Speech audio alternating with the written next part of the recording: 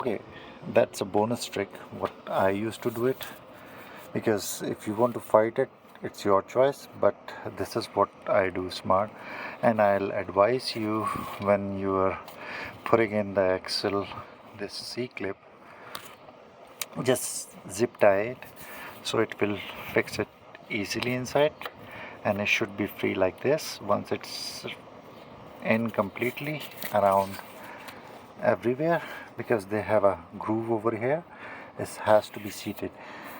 If you're trying to do without that clip, then that is C clip will not go in, because it will come out from here, it will not seat in the groove.